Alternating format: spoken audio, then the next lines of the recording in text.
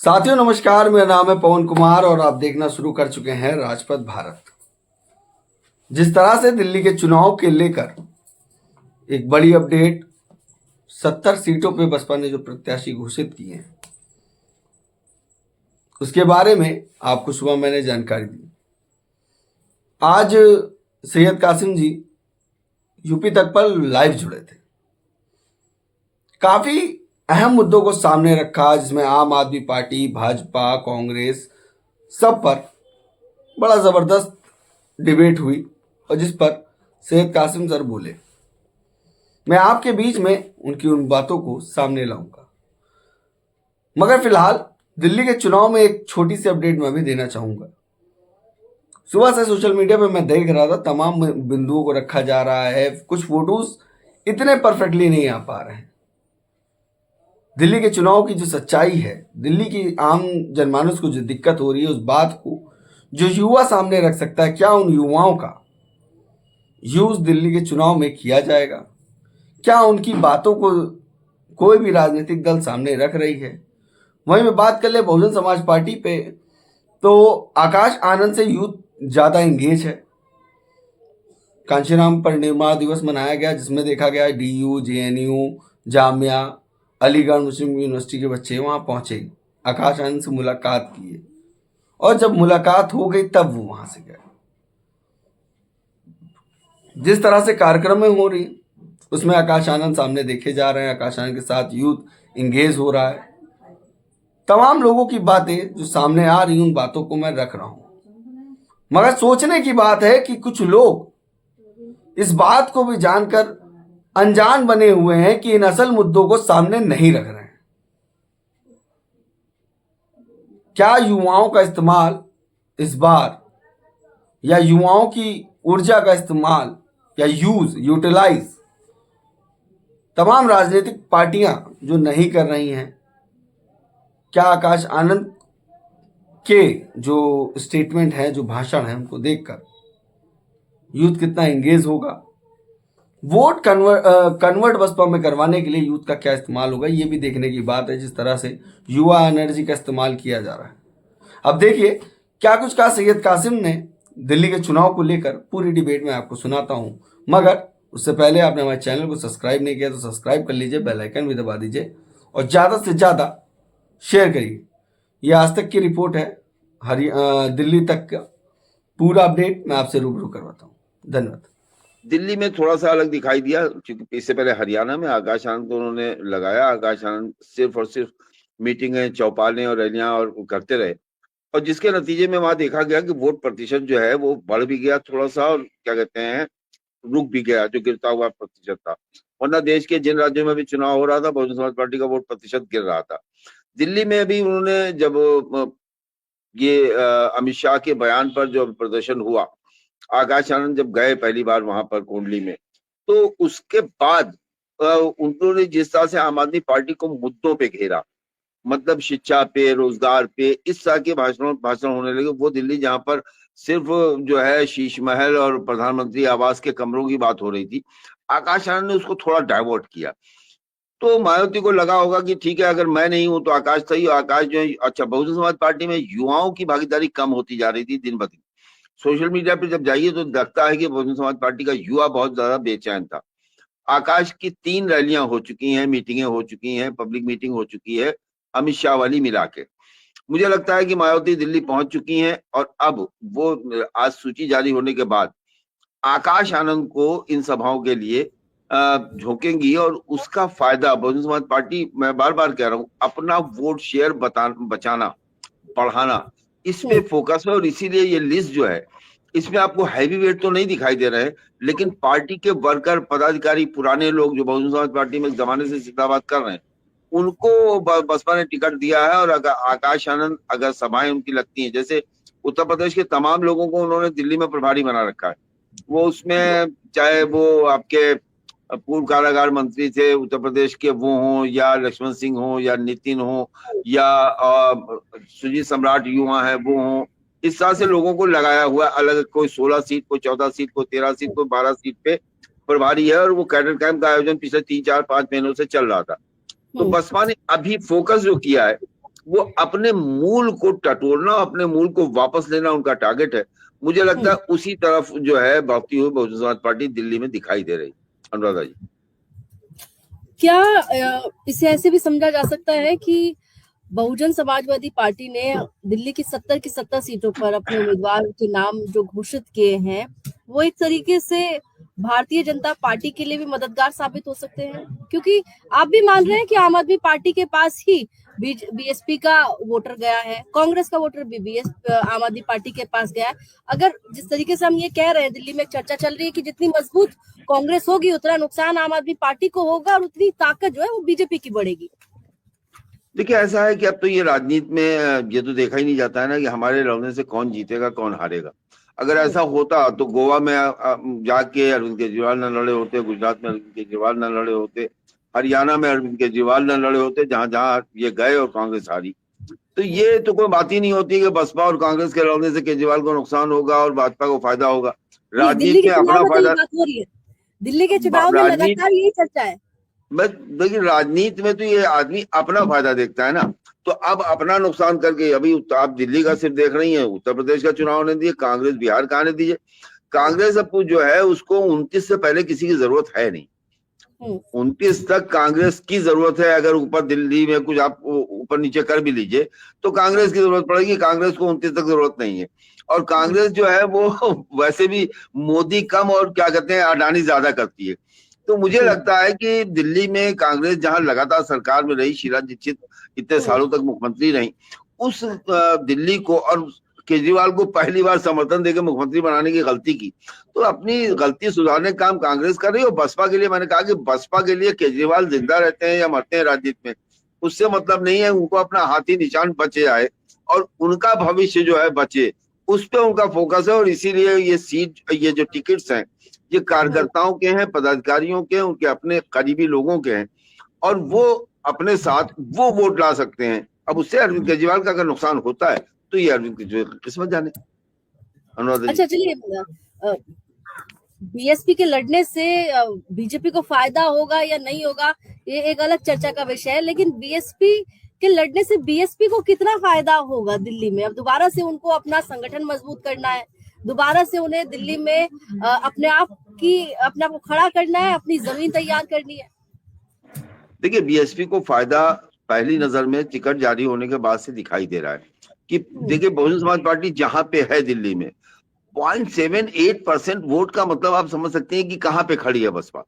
तो अगर वो 2.5-3% भी खींच ले जाती है और वो खींचता हुआ दिख रहा है, वो मतलब ये सूची बता रही है। मैं बीएसपी को 1992 से कवर कर रहा हूँ, 92 से, और 40 साल मुझे पत्रकारिता करते हो गए।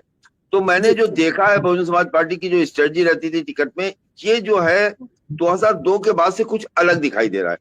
इस बार कार्यकर्ताओं पर फोकस है इन टिकटों में। जो कार्यकर्ता है, पदाधिकारी हैं, 70 में 7-8 टिकट आप छोड़ दीजिए तो कोई ऐसा नाम नहीं है जिस पर यह शक किया जा सके कि ये कार्यकर्ता नहीं है। लेकिन सईद साहब एक बात ये भी है ना कि बीएसपी का जो संगठन है वो दिल्ली में टूटा है, उसमें बिखराव हुआ है, नेता पार्टी छोड़कर गए हैं और उसके बाद से बड़ा ही बीएसपी का जो दिल्ली में पूरा संगठन है उस वो कहीं ना कहीं बड़ा स्ट्रगल करता हुआ नजर आ रहा था। ऐसे में बीएसपी के पास क्या पॉसिबल ऑप्शंस बचते? जाहिर तौर पर अगर वो अपने कार्यकर्ताओं को आगे बढ़ा रहे हैं तो इसमें दो चीजें मुझे समझ में आ रही है। एक तो ये कि कार्यकर्ताओं को अगर टिकट दी जाएगी तो कार्यकर्ता जितना दम लगाएगा उतना शायद वो नेता ना लगा पाए जिन्हें मालूम है कि शायद जीत हार तक ना पहुंच पाए, बहुत पीछे रह जाए, जमानत भी जब्त हो जाए। लेकिन कार्यकर्ता को जब जिम्मेदारी मिलती है तो वो उसमें ताकत लगाता है। दूसरी बात ये जो समझ में आ रही है कि 70 की 70 सीटों पर उम्मीदवार उतारने के साथ ही एक संदेश दे दिया है बीएसपी ने कि हमारे लिए दिल्ली भी बड़ा जरूरी है और हम हर सीट पर उतरेंगे। देखिए अनुराग जी, आपने बिल्कुल सही कहा कि कार्यकर्ता अपने लिए ताकत लगाएगा, क्योंकि कार्यकर्ता जो है अपने लिए नहीं पार्टी के लिए लड़ता है। और जो पार्टी में कैंडिडेट आके लड़ते हैं वो कैंडिडेट तो अपने लिए लड़ते हैं। और बहुजन समाज पार्टी के उन शर्तों के साथ जो टिकट लेके आता है तो वो कहीं ना कहीं से मैनेज होता है कि वो मालूम है कि दिल्ली में अगर हम जीत नहीं पाएंगे तो वो उसको मैनेज जहां से होता है वहां के हिसाब से चुनाव होता है। ये हम लोगों ने बहुत बहुत से चुनाव में देखा है। हमने हरियाणा में देखा, हमने राजस्थान में भी देखा, हमने मध्य प्रदेश में भी देखा, हमने उत्तर प्रदेश की भी कुछ सीटों पे देखा जहां प्रभारी जो है वो अपने इंतजाम के हिसाब से टिकट कर लेता था। इस बार जो धर्मवीर अशोक से लेके ये जितने प्रभारी थे जो उत्तर प्रदेश से जाके लगाए गए थे, देखिए बहुजन समाज पार्टी के बारे में एक चीज जो बहुत कम लोग जानते हैं, बसपा का मतदाता जो है ना, वोटर, अगर उसका कैंडिडेट लड़ता हुआ दिखा तो वो उसे वोट करता है। और यही एक चीज मायावती को मतलब सिर्फ टिकट देके इत्मीनान दिलाने वाली पोजीशन में रखती थी। अब उनके पास हैंड के तौर पे अगर आकाश आनंद उनको मिल गए हैं, नितिन युवा है मिल गए हैं, या धर्मवीर अशोक को उन्होंने दिल्ली की 16 सीटों पे लगा रखा है, उसके अलावा जो लक्ष्मण सिंह है, कोई पूरा दिल्ली का इंचार्ज नहीं है। 5 प्रभारी, किसी के पास 10 सीटें हैं, किसी के पास 14, किसी के पास 16, इस तरह से सबको बांट दी गई। ये जो है वो अपनी अपनी सीटों पे फोकस। तो इसीलिए मैं चौंका जब 170 की लिस्ट आई। मुझे लग रहा था कि बहुजन समाज पार्टी इस बार दिल्ली में 70 कैंडिडेट नहीं कर पाएगी। ये मेरा अपना आकलन था कि जो हालात थे वो लग रहा था कि नहीं, लेकिन उन्होंने अंदर अंदर जो काम किया पिछले 3-4 महीने में, जो कैडर कैंप, अपने पुराने रूठे लोगों को मनाना, उनको निकालना, ये कहना, ये कहते रहे होंगे ठीक है अब आपस में से आप में से टिकट दिया जाएगा, ये कारण है कि 70 टिकट दे लेंगे। मुझे तो लग रहा था कि दिल्ली में जो माहौल है, जिसका कांग्रेस टिकट तक कब होता है छोटी पार्टियों का, जब बड़ी पार्टियों का कटता है। अब आम आदमी पार्टी या भाजपा का कट रहा है तो कांग्रेस लोग के ले रही, कांग्रेस से लोग निकल गए, उसको भारतीय जनता पार्टी ने कैच कर लिया, आम आदमी पार्टी से निकला, भाजपा ने ले लिया, तो उसमें बहुजन समाज पार्टी कहीं प्लेयर नहीं थी। लेकिन 70 सीटें घोषित करने का जो ये और टिकट देखने के बाद जब दिल्ली में बात की लोगों से, तो पता ये चला कि ये तमाम लोग कार्यकर्ता हैं, पदाधिकारी हैं और एक्टिव कार्यकर्ता हैं, बहुजन समाज पार्टी के जमाने से कार्यकर्ता हैं, और उनकी इच्छा ही यही थी कि हम अपनी पार्टी को मजबूत करेंगे। तो चलिए टिकट मिल गया।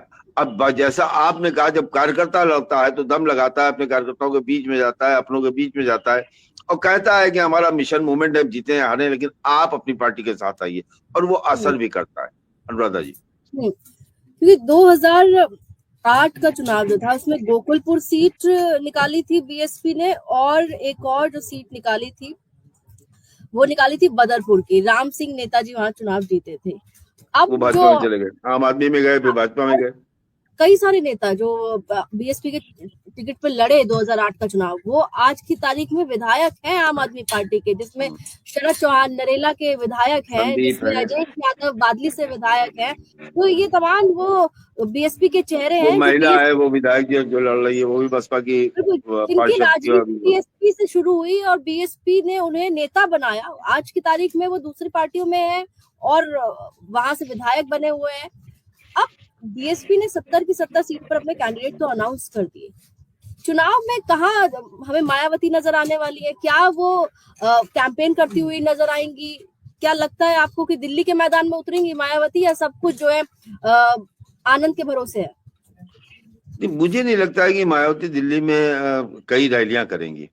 ये हो सकता है कि चूंकि दिल्ली कल चली गई हैं, जैसे हमेशा दिल्ली में एक रैली करती थी, तो उस तरह से कोई रैली वो दिल्ली में करें, लेकिन मुझे उसमें भी शंका है। मुझे लगता नहीं है कि दिल्ली में मायावती रैली करेंगे, लेकिन आकाश आनंद की रैलियों की संख्या बढ़ सकती है। तो कार्यकर्ता कैंडिडेट है आकाश आनंद, अगर इस वक्त आकाश का एक ग्लैमर है, बहुजन युवाओं में आकाश पसंद किए जा रहे हैं। उनका तरीका भी राहुल गांधी टाइप का है, लोगों को गोद में उठा लेना, महिलाओं के गले लग जाना, पैर छू लेना, और इस तरह की चीजें वो करते हैं। तो वो लोकप्रिय तो हैं अपने समाज में। बहुजन समाज का वोटर अगर वो अपने बीच में अपने नेता को पाता है, मैं अनुराधा जी बताऊं, एक दिन नीरज जी भी इस वाक्य को रिपीट कर रहे थे, हम लोगों ने बहुत कवर किया। मायावती जब उड़ जाती हैं तो उनके हेलीकॉप्टर की धूल सारी मिले की महिलाएं अपने माथे में लगाती हैं। तो आप इससे उसकी आस्था का अंदाजा लगा सकते हैं कि कौन नेता गया कौन आया, उससे उस कमिटेड वोटर पे असर नहीं पड़ता। दिल्ली में अरविंद केजरीवाल ने जो लुभावने वादे किए थे, जो सारी चीजें हुई थी, लेकिन अब अगर आप देखिए तो केजरीवाल ने दलितों से जुड़े हुए इश्यूज पे वो नहीं किया। जैसे आप केजरीवाल पे ये आरोप है कि केजरीवाल ने गटर पे मरते हुए लोगों को एक जो इक्विपमेंट है वो नहीं मुहैया कराए, एक बड़ा आरोप है, और ये साफ भी है, साबित भी। अभी कुछ दिन पहले घटना, तो ये सारी चीजें अब वो 10 साल बहुत होते हैं, 10 साल में जिस तरह से घेराबंदी हुई, तो वो जब लौटेगा तो भाजपा में नहीं जाएगा, वो अपने घर लौटेगा। और यही मायावती ने को लगता है कि हम अपने वोटर को, अपने कार्यकर्ता को टिकट देके अपने साथ वापस ला सकते हैं। और वो जो एक वोट का प्रतिशत है कि 6% हर राज्य में, 4 राज्य में कम से कम होना चाहिए राष्ट्रीय पार्टी के बचाने के लिए, हम 6 तक पहुंचने का प्रयास करें। मुझे लगता है कि मायावती या बहुजन समाज पार्टी का सबसे पहला जो टारगेट है वो 6% वोट को पाना है। अनुराधा जी, लेकिन उसमें एक बात ये मुझे आप समझाइए कि बीएसपी का अस्तित्व कहाँ बचा है, क्योंकि जो बड़ी बेसिक सी बात है कि आम आदमी पार्टी जो इतना प्रचंड बहुमत लाती है, उसने उस प्रचंड बहुमत को लाने के लिए 200 यूनिट फ्री बिजली कर दी, ठीक है। और ये तो बात है कि जो गरीब तबका है उसे 200 यूनिट फ्री बिजली मिल रही है, उससे फायदा हो रहा है। महिलाओं के लिए बस फ्री कर दी, महिलाओं का किराया नहीं लग रहा है, उससे उन्हें बजट में फायदा हो रहा है। तो कुछ जो चीजें आज तो हैं छात्रों के लिए भी फ्री कर दिए, जिन्हें रेवड़ी कल्चर भी कहते हैं, या आज जिन्हें तो छात्रों के लिए भी फ्री कर दिए। छात्रों के लिए उन्होंने कहा कि अगर सरकार में आएंगे तो जो स्टूडेंट्स हैं उनके लिए बस का किराया माफ कर देंगे, फ्री कर देंगे। और मेट्रो के लिए उन्होंने प्रधानमंत्री को चिट्ठी लिखी है कि स्टूडेंट्स को 50% का कंसेशन मिलना चाहिए। तो जो बात हम करते हैं, चाहे गरीबों की बात कर ले, दलितों की बात कर ले, पिछड़ों की बात कर ले, माइनॉरिटीज की बात कर ले, लेकिन इन सब आप अलग अलग कैटेगरीज में जो बटे हुए समाज के लोग हैं, उनकी जब मूल समस्याओं पर आप जाएंगे तो कहीं ना कहीं महंगाई एक कॉमन समस्या निकल कर आती है। और दिल्ली की आप जानते हैं क्या स्थिति है। ऐसे में उनको जो फिनेंशियली हेल्प अरविंद केजरीवाल कर रहे हैं, जिस तरीके से अलग अलग योजनाओं के जरिए, उसमें कहाँ अस्तित्व बचता है फिर बीएसपी का? वो जो आपने कहा कि 0.25% भी वोट नहीं बचा बीएसपी का, ये उस बात का सबूत है। देखिए ऐसा है अनुराग जी, मैंने जैसे आपसे कहा कि 10 साल हो गए, 2 सरकारें अरविंद केजरीवाल की हुई, जैसे मुस्लिम आंख बंद करके केजरीवाल को वोट करता था, आंख बंद करके। लेकिन 200 यूनिट बिजली एक तरफ और दिल्ली के दंगे एक तरफ, ये एक इतनी बड़ी दिक्कत है कि जिसको मतलब फिर आप जब आप ग्राउंड पे उतरिए तब होता क्या है। आपसे बात अनुराधा जी उतने खुल के आदमी नहीं करेगा जो मुझसे करेगा, क्योंकि मैं बैठ के चाय पीऊंगा, घर में सलाम वालेकुम कहूंगा, उसके बाद बात करूंगा। तो जो बातें निकल के आती हैं बहुत खुश नहीं। और इसका आपने नतीजा अभी नगर निगम चुनाव में देखा होगा। नगर निगम चुनाव में मुस्लिम सीटें सब कांग्रेस जीत गई। और ये एक रिएक्शन था उसी दिल्ली दंगे का, चूंकि अरविंद केजरीवाल का उसमें वो रोल नहीं था। इसी तरह आकाश आनंद ने अपनी 3 सभाओं में जिस तरह से अरविंद केजरीवाल को घेरा, इसी मुद्दों पे घेरा कि 200 यूनिट बिजली आपने फ्री कर दी और हमको रोजगार नहीं मिला, हमारी आपने कहा था नौकरियां देंगे, कोटा नहीं भरा जा रहा है, रिजर्वेशन पूरा नहीं हो रहा है। और दलितों को मैं पिछले 30-40 सालों में जो मैंने देखा है, दलितों का एक वर्ग जिसे जाटो कहते हैं, उसके लिए डॉक्टर अंबेडकर का रिजर्वेशन, काशीराम का मूवमेंट, मायावती का गवर्नेंस, ये 3 चीजें बहुत माने रखती हैं दूसरे वादों के मुकाबले में। वादे नहीं, उनके साथ अगर आप सोने का अगर उनको आप कौर भी खिलाएं, हमारे यहाँ पूर्व में कहा जाता है, तब भी उनके लिए वो मूवमेंट और मिशन और रिजर्वेशन और बाबा साहब और उनका अपमान और ये मुद्दे उनके ऊपर भारी पड़ते हैं। अनुराधा हाँ, ठीक है, तो ये मैं इसी मुद्दे पे बात करती हूँ कि ये मुद्दा लगातार राहुल गांधी उठा रहे हैं। आपने देखा कि उनकी लोकसभा की कैंपेनिंग में लगातार आपको संविधान नजर आया, बाबा साहब का जिक्र नजर आया, और उन्होंने वक्त वक्त पर ये बात उठाई कि जातीय जनगणना होनी चाहिए और जातीय जनगणना अगर कांग्रेस की सरकार बनेगी तो कराएंगे। दलितों की, पिछड़ों की राजनीति में कहा जाता है कि मायावती का कोई हाथ नहीं पकड़ सकता, लेकिन राहुल गांधी ने जो अपना स्टैंड चेंज किया, जिस तरीके से वो संविधान का मुद्दा उठाते हुए लगातार प्रधानमंत्री नरेंद्र मोदी पर अटैक करते रहे, बीजेपी पर अटैक करते रहे, उसके बाद कहीं ना कहीं एक ये चर्चा होने लगी कि राहुल गांधी की बात लोग सुन रहे हैं और वो कनेक्ट कर रहे हैं। अब राहुल गांधी यही बात दिल्ली में भी कर रहे हैं। तो मैं ये सवाल है मेरा, तो जब राहुल गांधी दलितों की तरफ से अगुवाई कर रहे हैं, तो फिर ऐसे में कहाँ जाएगा मायावती का वोट बैंक? पहले तो दलितों के बारे में एक चीज ये समझ लिया कि सब दलित दलित नहीं होते। कोटा विद इन कोटा जो है वो तेलंगाना सरकार ने लागू कर दिया अपने यहाँ, और इसको दलितों का वो समूह जो दिल्ली में रहता है वो उसका बहुत बड़ा विरोधी है। आप दलितों को आप जैसे आप मानिए कोरी को भी आप उसी प्लेटफॉर्म पे रखिए, पासी को भी रखिए, खटिक को भी रखिए, वाल्मीकि को भी रखिए और जाटों को भी रखिए, नहीं चलेगा। जाटों बहुजन समाज पार्टी का जो कोर वोटर है, कभी आप ट्विटर पे ऐसी घूमती चली जाइए और कुछ दलितों के पोस्ट उठा लीजिए या उनके एक्स के लिखी गई उठा लीजिए। सबसे पहले अगर राहुल गांधी के हाथ में संविधान होता है और प्रेम्बल नहीं पढ़ते हैं, वहां आज तक भारत के अलावा कुछ लिखा ही नहीं है। इंडिया भारत, भारत इंडिया लिखा हुआ। राहुल गांधी हमेशा हिंदुस्तान कहते हैं, भारत या इंडिया कहते ही नहीं। ये ऐसी पकड़ी छोटी छोटी चीजें पकड़ता है वो तबका जिसकी मैं बात कर रहा हूँ। और कोटा विद इन कोटा उनके लिए बहुत मायने रखता है और उसको आपकी सरकार ने तेलंगाना में लागू करने की बात कर दी, जो इनकी राहुल गांधी की सरकार है। कर्नाटका में लागू करने की तैयारी कर रहे हैं। ये चीज यहाँ पे दिल्ली में ये नहीं कि आप वहां कुछ कीजिए यहाँ कुछ कीजिए, ये कम्युनिटी बहुत कनेक्टेड है। अगर रोहित वेमुला का भी मामला होता है तो मामला होता है वहां पर चेन्नई में और असर उसका आप दिल्ली में देखती हैं। तो मुझे लगता है कि ये चुनाव जो है इसमें आप कुछ बदलाव देखेंगे और कम से कम बस बसपा के नजरिए से मैं कह सकता हूँ बसपा 5% से नीचे जाती हुई फिलहाल नहीं दिखाई दे रही है और 5% का दुगना तो आज के टिकट से ही दिखाई दे रही है। वो नुकसान किसका होगा, हारेगा कौन, जीतेगा कौन, ये एक अलग कहानी है। लेकिन बहुजन समाज पार्टी के नजरिए से अगर चश्मे से देखा जाए तो बहुजन समाज पार्टी के टिकट वितरण ने उनकी इस स्ट्रेटजी, इस पॉलिसी को खोल दिया है कि हमारा वोट प्रतिशत बढ़ना चाहिए। अगर बीएसपी वाकई अपना वोट परसेंट बढ़ाने के लिए मैदान में उतरी है तो आपको नहीं लगता कि जिस तरीके से आपने भी कहा कि मायावती का हेलीकॉप्टर उड़ता था तो जो धूल उड़ती थी वो महिलाएं अपने माथे के लगा लेती थी, तो जो पॉपुलैरिटी मायावती की है वो तो अचीव करने में अभी आकाश आनंद को बहुत वक्त लगेगा। ठीक है, युवाओं के बीच वो अब चेहरा बनते जा रहे हैं, उन्हें लोग पहचानने लग गए हैं, लेकिन अभी भी बहुत बड़ा तबका ऐसा है जो आकाश आनंद को उतने अच्छे तरीके से नहीं जानता है, नहीं समझता है। खासकर वो तबका जो सोशल मीडिया पर उतना सक्रिय नहीं है या अलग अलग प्लेटफॉर्म पर उतना सक्रिय नहीं है। लेकिन मायावती को लोग पहचानते हैं, मायावती को लोग जानते हैं। मायावती लगातार देश की राजनीति में सक्रिय नेता के तौर पर दिखाई दी, उन्होंने लगातार दलितों का मुद्दा उठाया, उनके हक की बात की। तो अगर दिल्ली में वाकई बीएसपी चाहती है कि वो अपना वोट परसेंट बढ़ाए तो उसके लिए तो मायावती को मैदान में उतरने की जरूरत है। मुझे लगता है कि मायावती चूंकि निष्क्रिय हैं, बहुत दिनों से निष्क्रिय हैं। अब उसके पीछे का कारण तो मायावती बता सकती हैं या मायावती के लोग बता सकते हैं। लेकिन उस निष्क्रियता में अगर आकाश के रूप में एक व्यक्ति उनके परिवार का, जिसे लोगों ने स्वीकार कर लिया है कि ये मायावती के उत्तराधिकारी हैं, अगर वो बीच में होता है तो उसका फायदा उनकी पार्टी को मिल सकता है। अब देखना यह है कि दिल्ली में उनको कितना इस्तेमाल किया जाता है, क्योंकि जैसा कि आपने कहा कि अगर वो बीजेपी का फायदा पहुंचेगी तो मायावती को पूरी तरह से एक्टिव हो जाना चाहिए कि भाई भारतीय जनता पार्टी का फायदा होगा, आम आदमी पार्टी का नुकसान होगा। तो मायावती भारतीय जनता पार्टी की बी टीम है तो मायावती को पूरी ताकत झोंकनी चाहिए। अपनी भी 4 रैलियां दिल्ली के 4 कोने पे लगा दें, आकाश आनंद की भी 14-15 रैलियां लगा दें, तब अरविंद केजरीवाल को हरा के भारतीय जनता पार्टी को जिताने में आसानी होगी। अगर ऐसा नहीं होता है तो मुझे लगता है कि राजनीतिक रूप से, जैसे अब देखें महाराष्ट्र में समाजवादी पार्टी को शिवसेना ने कह दिया बी टीम है, कांग्रेस को अब दूसरे लोग कहने लगे कि दिल्ली में कि वो तो, बल्कि अरविंद केजरीवाल खुद ही कह रहे हैं कि वो बी टीम के रूप में काम कर रहे हैं। तो ये सारी चीजें, ये राजनीतिक एक नारे होते हैं।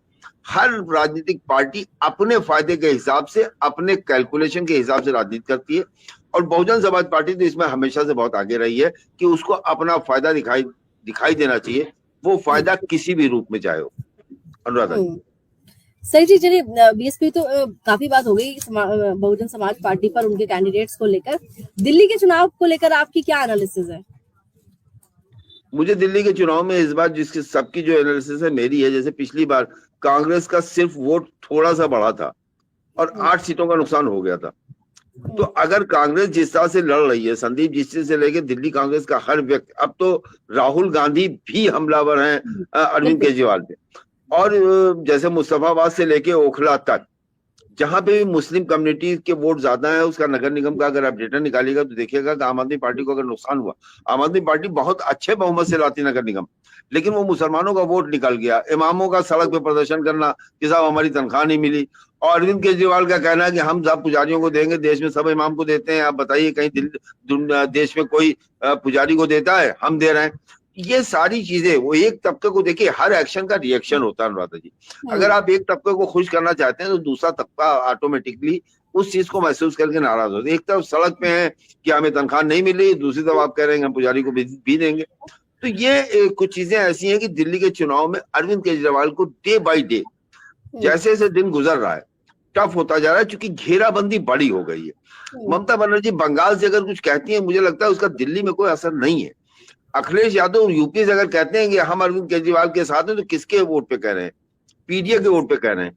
पीडीए के वोट पे अरविंद केजरीवाल को अपील आप कर रहे हैं। पीडीए के लोग, पिछड़ा दलित अल्पसंख्यक कह रहा है केजरीवाल ने हमारे लिए कुछ किया नहीं, केजरीवाल हमारे लिए बोल नहीं रहे। मुसलमान कह रहा है दंगे में हमारा साथ नहीं दिया, तमाम मुद्दों में हमारा साथ नहीं दिया, सीए एनआरसी में हमारा साथ नहीं दिया। ये मुसलमानों की एक आवाज निकलने लगी। शिरुकास कह रहा है कि आप जो बाबा साहब के मुद्दे पे, आरक्षण के मुद्दे पे, तमाम मुद्दों पे क्या कहते हैं, जो हमारा सफाई कर्मी गटर में मर रहा है, उसके मुद्दों पे आपने कोई कुछ ऐसा नहीं किया जो दिखाई दे। मुझे लगता है कि अरविंद केजरीवाल को अब भारतीय जनता पार्टी को घेरने की उतनी जरूरत नहीं है, क्योंकि कांग्रेस और बहुजन समाज पार्टी और दूसरे लोग अरविंद केजरीवाल को ऐसे ही घेरने पे लगे। खतरा बढ़ रहा है, खतरा बढ़ रहा है आम आदमी पार्टी पर। और ये खतरा इस वजह से बढ़ रहा है कि कांग्रेस ने दम ज्यादा लगा दिया, या आप मान रहे हैं कि वैसे भी एंटी इनकम्बेंसी एक फैक्टर है? देखिए एंटी इनकम्बेंसी तो थी, लेकिन कांग्रेस का ताकत लगा देना और कैंडिडेट अच्छे देना, मतलब आप सोचिए कि मतलब जो कैंडिडेट्स हैं वो ऐसे हल्के फुल्के कैंडिडेट नहीं है। जैसे अभी ओखला में देखिए, आसिफ मोहम्मद खान की बेटी को टिकट दे दिया। आसिफ के साथ वो बातें नहीं थी, अब बेटी भी है, महिला भी है, पार्षद भी है, तो मजबूत हो गई वो वहां पे। इसी तरह से जैसे अलका लांबा को टिकट दिया, तो कैंडिडेट अच्छा है। संदीप दीक्षित है, कैंडिडेट अच्छा है। तो मुझे लगता है, और उसके बाद राहुल गांधी का खुल के अरविंद केजरीवाल पे हमला करना और अरविंद केजरीवाल को उसको रिएक्ट करना, जवाब देना, और उसके साथ साथ अब राहुल अगर बोल रहे हैं तो खड़गे तो खामोश नहीं रहेंगे, प्रियंका तो खामोश नहीं रहेंगी। तो आने वाले कल में हम प्रियंका, खड़गे समेत तमाम दूसरे नेताओं को भी बोलता हुआ देखेंगे। तो एंटी इनकम्बेंसी तो है, लेकिन उसमें आग, जैसे पेट्रोल तो है, पेट्रोल में आग देने का काम कांग्रेस कर रही है। और दूसरी तरफ आकाश आनंद मैदान में 3 रैलियां कर चुके हैं, आगे उनकी रैलियां और भी हो सकती हैं, और वो मुद्दों पे ही टू द पॉइंट भाषण हो रहे हैं। उसमें उनके भाषण में न शीश महल है और ना ही प्रधानमंत्री आवास है। बिल्कुल। तो चलिए देखिए, बीएसपी ने अपनी लिस्ट जारी कर दी है। सही जी से लंबी बातचीत हुई है। बहुत शुक्रिया सही जी हमारे साथ जुड़ने के लिए, बातचीत के लिए। तो